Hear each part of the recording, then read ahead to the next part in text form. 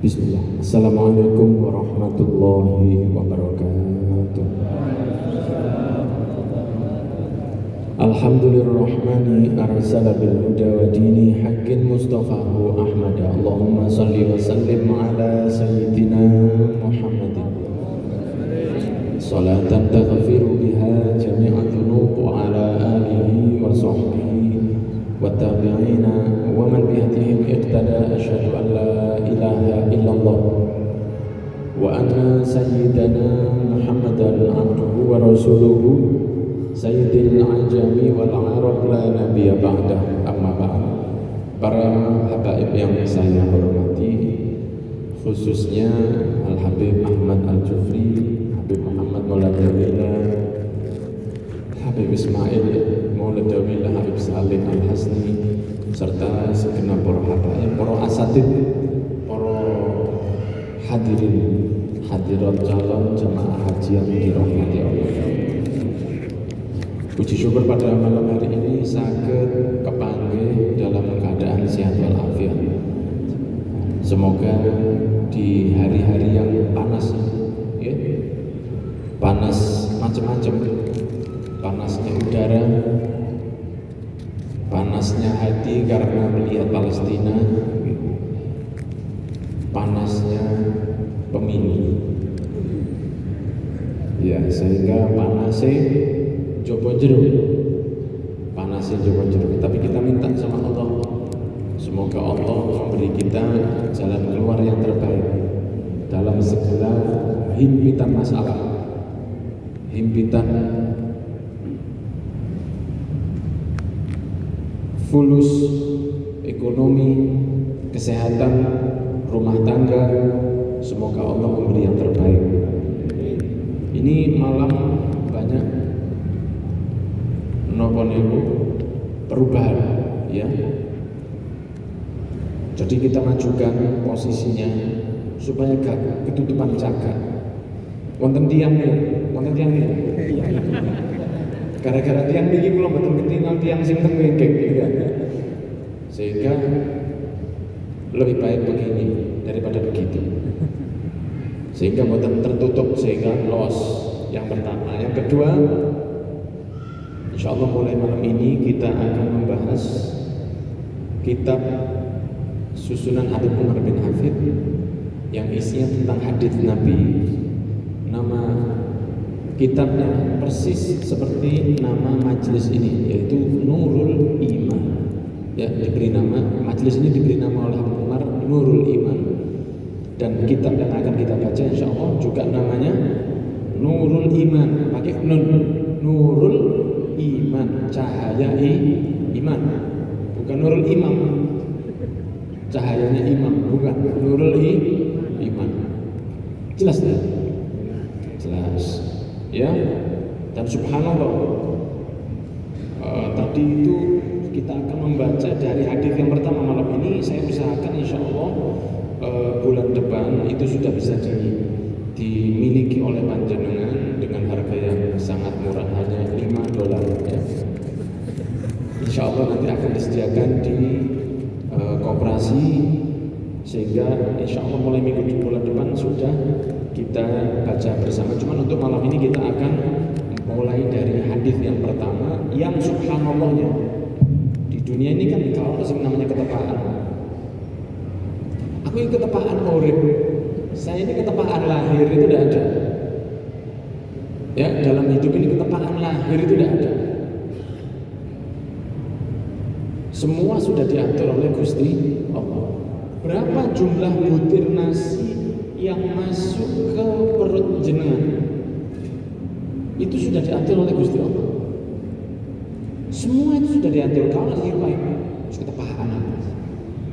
Tidak ada ketepaan. Semua ditempatkan oleh Gusti Allah. Makan apapun itu ditempatkan oleh Gusti Allah. Seperti tadi kemarin itu saya dimasakkan di rumah itu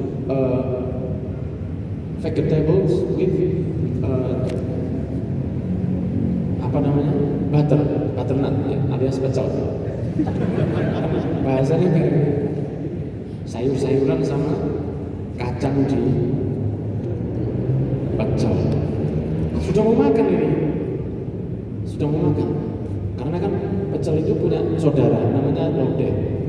Itu jodohnya Pak, masa saudara. Pecel itu kan temannya lodeh, kerupuk, ya kan?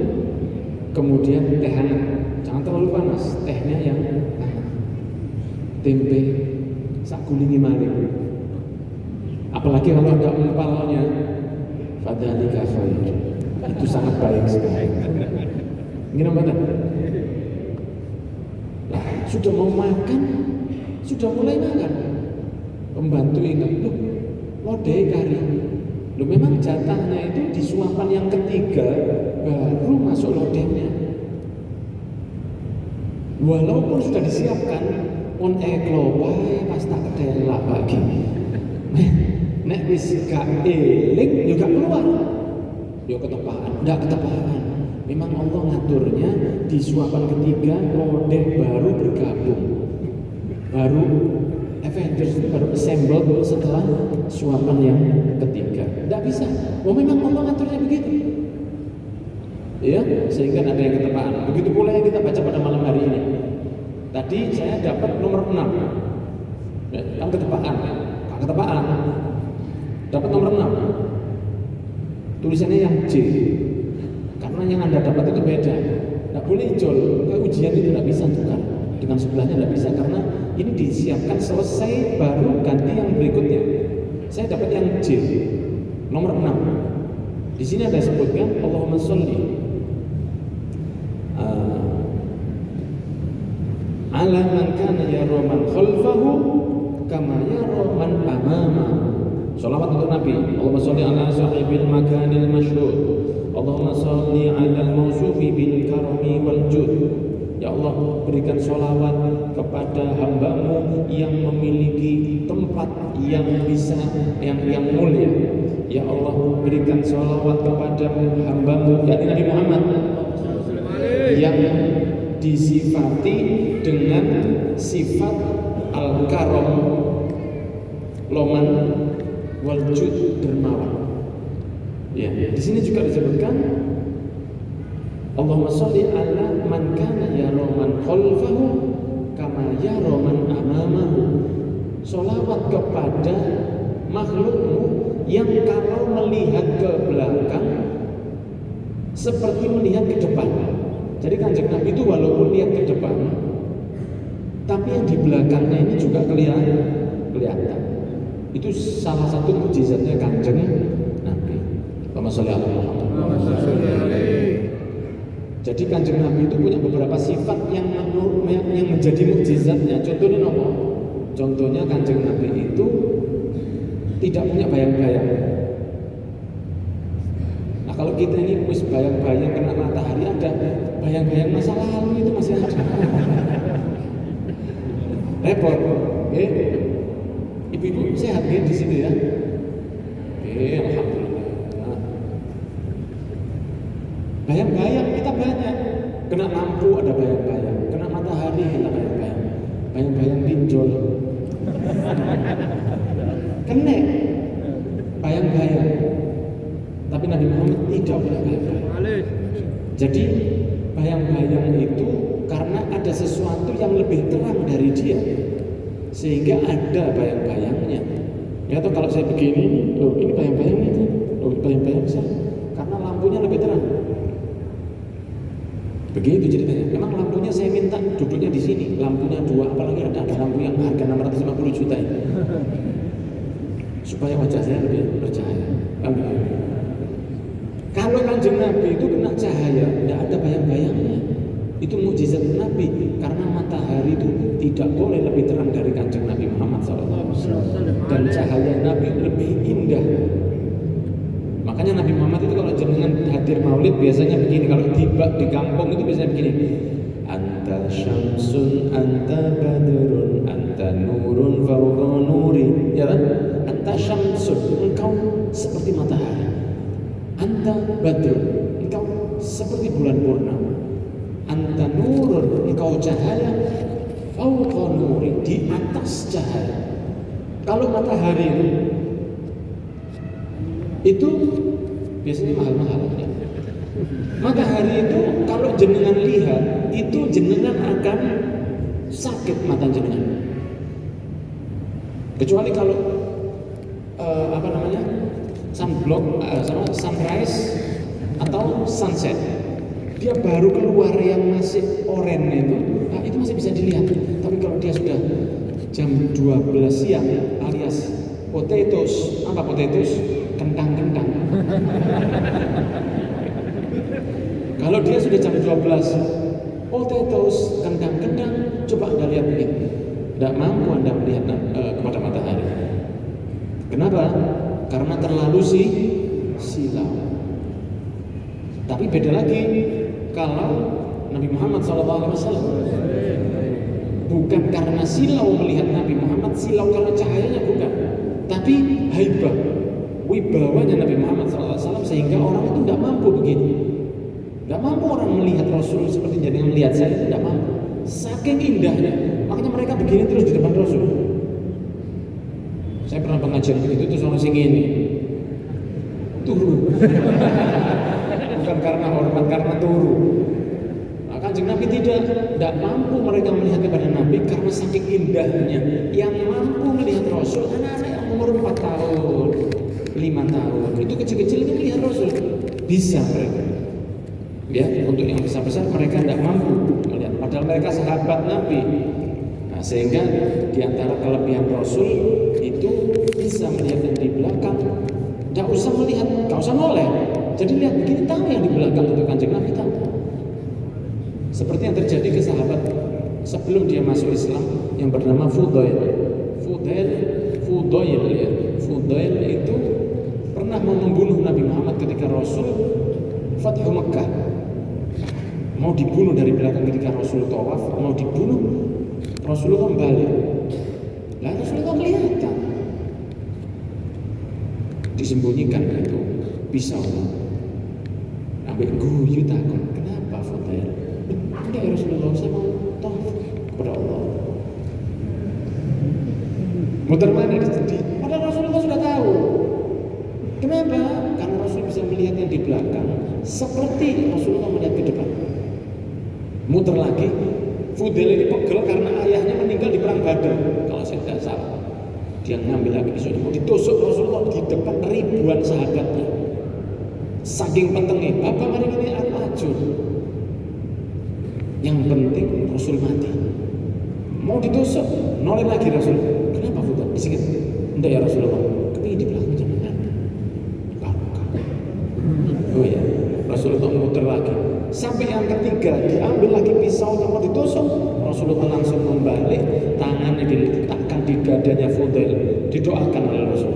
Ya Allah berikan dia hidayah. Begini, Fudailnya ketenggangan, menendang, dipegang dadanya, dia diam. Setelah itu dia diam. Dia mengatakan, sebelum dipegang dada saya, tidak ada orang di dunia yang lebih saya benci dari Nabi Muhammad. Tapi setelah saya dipegang dada saya oleh Rasul, tidak ada manusia di dunia yang lebih saya cintai dari Nabi Muhammad SAW. Langsung tobat. Itu mukjizatnya Kanjeng Nabi. Ya. Nah, tadi ketepaan saya dapat yang ini. Bukan ketepaan, alhamdulillah saya dapat yang ini tadi. Ada sholawat ini. Karena yang kita bahas di hadis yang pertama, subhanallah tentang itu. Kalau orang Belanda mengatakan kudu kali tapi gerojokan, kudu wali tapi cocokan.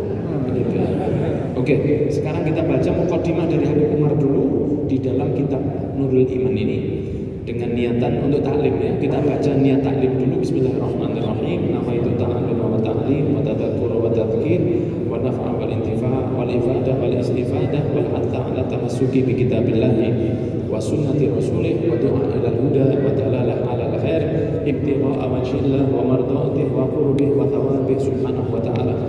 Bismillahirrahmanirrahim. Alhamdulillahi ba'id habibi Muhammadan bil huda wa dinil haqq liyudhhirahu 'ala dini kullihi sallallahu wa sallam wa baraka 'alaihi wa 'ala alihi wa sahbihi wa hamini rayata syar'ihi ila yaumiddin fa khaba'a ma'ani dalalat wa 'alamal isyarat al-haqiyyat wa rumuzin an-nafhiyyat at-tafhimat wa jawahiril ma'arif wa wadih ta'rifat fima afadahu an la lisanihi min qawlihi fajadirun bi ummatihi alladziina istajabu an yahtammu bima sadara an lisanir risalah wa yu'minu al-fikra fima hawahu min ad-dalalah wa an yuzayyinu bawatinahum ma'a hifdzi kalamillahi bi hifdzi ma warada an mursyidihim min maqalihi. Amma ba'd, فهذه 50 حديثا من كلام رسول الله صلى الله عليه وآله وصحبه وسلم مما اتفق عليه شيخان أبو عبد الله محمد البخاري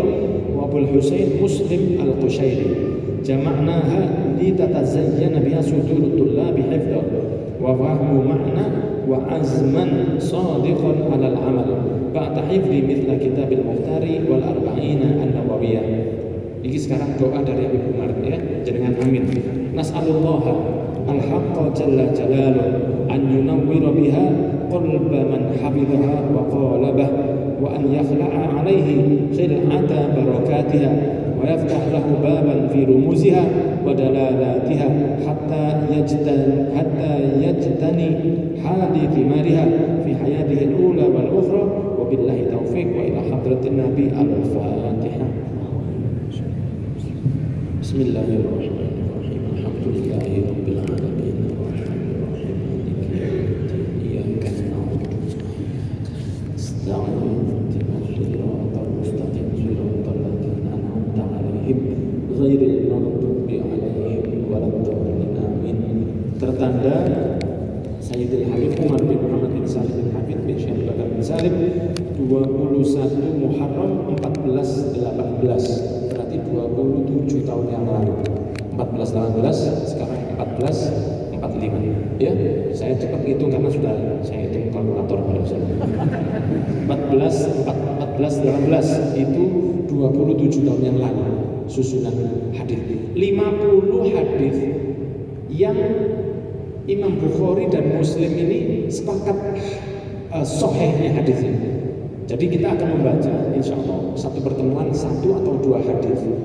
Di mana hadis yang kita baca ini itu Imam Bukhari dan Imam Muslim itu sepakat kesahihannya. Makanya selalu dari awal sampai akhir itu akan disebutkan rawahu Bukhari wa Muslim. Saya baca jangan ikuti gitu. Bisa? Mic-nya iso. Bismillah. Bismillahirrahmanirrahim. An Anas radhiyallahu ta'ala anhu anin nabi sallallahu alaihi wa alihi wa sallam qala atimmur ruku'a was-sujuda fawalladhi nafsi biyadihi inni la'arakum min wara'i dhuhri idza raka'tum wa idza sajadtum rawahul Bukhari wa Muslim. Rasulullah SAW di hadis yang pertama bersabda begini, atimmur ruku'a was sujud. Kalau rukuk dan sujud, ngomong ke sahabatnya, kalau rukuk dan sujud, sempurnakan rukukmu, sempurnakan sujudmu. Jangan cepet-cepetan, ya. Jangan keburu, yang baik. Dan jangan lupa, para sahabat Nabi ini baru dapat pertama ya dari Rasul langsung. Nah, kita kan sudah dari guru, dari konco, dari teman, dan kalau mereka ini tidak langsung dari Kanjeng Nabi Muhammad sallallahu alaihi. Atimmur ruku'a was sujud. Sempurnakan rukukmu, sempurnakan sujudmu. Rukuknya, sujudnya, ya, disempurnakan. Kalem, ya, disempurnakan. Kalau bisa punggungnya yang masih sehat itu lurus begini, pandangan matanya melihat tempat sujud. Ketika rukuk membaca Subhana rabbiyal azimi wa bihamdih 3 kali sunnahnya. Selesai berdiri, i'tidal. Setelah membaca doa i'tidal, sujud. Berapa kali sujudnya? 2 kali. Nah, sujudnya juga yang sempurna kata Nabi Muhammad. Fawalladzi nafsi biyadihi, demi jiwaku yang ada di tangannya, yakni demi Allah maksudnya. Demi jiwaku yang ada di tangannya, maksudnya demi Allah. Inilah arakum min wara'i dhahri, aku melihat kamu walaupun kamu di belakang saya. Berarti tak jodoh apa? Saya melihat kamu di belakangku, aku ketok. Idza raka'tum wa idza sajadtum. Kalau kamu rukuk, kamu sujud, itu kamu di belakangku, saya kelihatan. Jadi makanya sesuatu begini kanjeng Nabi, oh temenan. Lah wong ketok ae. Nah sekarang kalau panjenengan sedaya, walaupun tidak dilihat imam, rukuk dan sujud harus baik. Dan rukuk sujud ini tidak harus sampai baduknya menghitam. Karena ini banyak salah paham. Ada orang yang dahinya ini memang intensif, sensitif. Jadi dia sujud sebentar sudah menghitam. Ada, ya. Ada yang sujud kairnya. Tidak harus dihitam. Jangan pernah lihat fotonya Mbah Hamid Pasuruan? Ya. Mbah Hasyim Asy'ari pernah lihat fotonya? Mbah Khalil Bangkalan. Kalau fotonya Mali Songo itu kan gak asli. Itu kan gambaran saja, lukisan. Mbah Hamid kan pernah lihat fotonya Pasuruan? Ada ilmunya Mbah Hamid? Coba jangan cek nanti. Pulang, Google ya. Mbah Hamid, Mbah Hasyim Asy'ari, Mbah Khalil Bangkalan, itu nggak ada yang hitam di sini. Kurang api sujude, kualat. Ya Allah. Itu orang saja ahli sujud. Nek ahli sujud gak tadi wali. Ada sujud syukur, ada syukur sujud. Semoga sujud. Ada sujud syukur, ada syukur sujud. Nah, sujud ini macam-macam. Ada sujud yang di dalam sholat, ada sujudnya sujud tilawah, ada sujudnya sujud syukur, ada sujudnya sujud sahwi. Nah, ada beberapa sujud. Nah, itu dihati-hati. Seperti misalnya ini orang sujud tilawah. Ya, kalau kita sujud tilawah itu kan berarti ketika ada ayat sajadah, contohnya misalnya wasjud waqtarib, itu kan disunahkan sujud. Kalau tidak sujud baca al-baqiyatus sholihat 3 kali. Subhanallah walhamdulillah wa la ilaha illallah wallahu akbar. Berapa kali? 3 kali. Kalau tidak sujud tilawah baca subhanallah walhamdulillah wa la ilaha illallah wallahu akbar. Berapa kali? 3 kali. Itu namanya al-baqiyatus sholihat. Bocok yang dahulu itu subhanallah walhamdulillah wa la ilaha illallah wallahu akbar, itu al-baqiyatus sholihat namanya.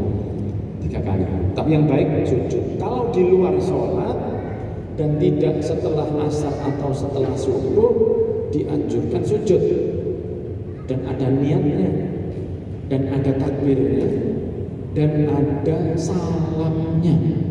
Ayo. Jangan moro-moro wasjud waqtarib, kita sujud siapa? Itu sujud iya biasa. Nabi ngomong, tidak boleh. Harus niat sujud tilawah. Walaupun dengan duduk, tidak harus berdiri. Sambil duduk boleh. Sujud. Setelah itu berdiri, salam. Walaupun 1 kali, tidak harus 2 kali.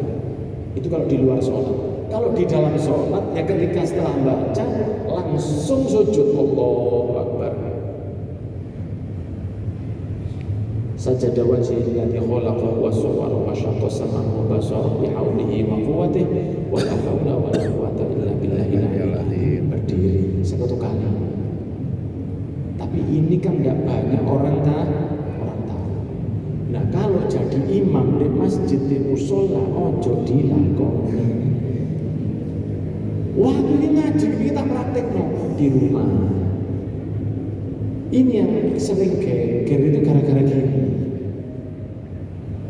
Gitaris itu skillnya 100, mungkin yang dikeluarkan cuma 1. Itu tolong kabeh, bingung sih ngomong. Bingung. Oke, aku mau bahas gitaris. Tapi begitulah. Pemain sepak bola itu tidak mungkin di lapangan dikeluarkan semua kemampuannya. Tapi kalau Liga Indonesia ini langsung disajikan 2, UFC dan sepak bola. Eko, ya. Tapi orang pemain sepak bola itu ketika di latihan itu biasanya lebih lagi skillnya dikeluarkan daripada ketika dia main di lapangan. Karena itu lebih perlu untuk fokus, dia tidak mau buang tenaganya untuk hal-hal menunjukkan kemampuannya, misalnya juggling bola atau apa. Dia lebih cepat kalau bisa dipasing cepat, jadi passing cepat. Kalau main bola kan begitu. Nah, begitu pula dengan imam. Lah imam itu kalau waktu ngimami harus lihat makmumnya. Ojo domane, sudah dilawai. Cocok, sudah dilawai. Ya kita tahu itu sudah tilawah. Makmumnya tidak ngerti. Ojo gimana makmumnya. Sering terjadi imamnya tengah-tengah sholat langsung sujud. Ibu-ibu yang di belakang satir pikirnya rukuk. Allahu Akbar. Ibu-ibu rukuk. Yang laki-laki ada sing tas sholat, saya baru sholat waktu itu bikin hijau. Imamnya langsung sujud, sebelah rokok. Yang sebelah sujud tapi bingung imam. Akhirnya kacau. Al-imamu dhaminun. Imam itu pemberi jaminan. Imam itu seperti driver. Orang menjadi driver nyetir. Yang nyetir itu bukan untuk nyetir dirinya, mau dia driver kok. Kan dia driver untuk passenger, untuk penumpang. Kalau kamu nyetir buat penumpang, ya yang kira-kira penumpangmu senang. Punya travel HiX, ya. Penumpangnya ngomong, udah teman terdiri nggak ngomong. Karena penumpangnya mungkin kamu terlalu pelan, Pak. Incar enggak sih Pak? Tapi kalau yang ikut ini ibu-ibu di atas 95 tahun, ya kira-kira, jalur pelan-pelan Pak Supir. Kira mana? Maka sopir harus tahu penumpang. Imam harus tahu makmum. Lo ini sujud tilawah, masih yo sujud sahwi. Imam harus tahu. Imam di musola umum bisa jangan sujud tilawah. Karena ngacaukan makmumnya. Kalau makmumnya tidak ikut batal sholatnya. Lah sakit makmumnya. Baru sholat bingung jadi. Terus ditanya oleh imam ini. Anda. Imam kok rupanya betul. Itu hari-hari ini gak dipendem. Jadi imamnya tanya, Anda tidak sujud tadi, kenapa? Lah, saya tidak tahu. Batal sholat Anda ulang, gak sembahyang. Mesti sah. Tas sholat bismillah kayak gini. Kecuali kalau Anda di masjid yang tertutup, di masjidnya pondok. Semua makmumnya tahu. Seperti dulu kita waktu jadi makmumnya Habib Umar, kita tahu kapan waktu mau sujud, kita tahu. Setiap Jumat subuh itu selalu membaca ayat-ayat sajadah. Sehingga kita sudah tahu sama masjid sujud kabeh. Kalau ada 1-2 orang ya berarti wong anyar gak ada peraturan nih. Tapi kalau misalnya di masjid Sabilillah ini, jangan di musola di kampung jenengan yang di belakang ini masih minum, ini sekalian ngerti. Kita tidak meremehkan, cuma menghina gitu. Faham?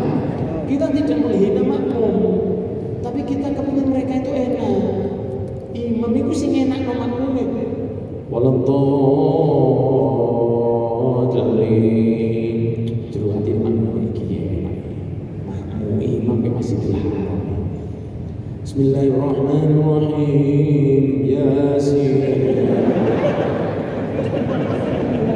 Imame makmume ana sing nyekol sebelah. Sing siji salah masuk. Ono sing tas wudu ate mlebu. Metu, gak sido. Apa? Yasin. Loh, ini kan pahalanya besar. Yasin itu kata Nabi Muhammad qalbul Quran, jantungnya Al-Quran. Ya kalau sampai laporan lagi jantung tak coba.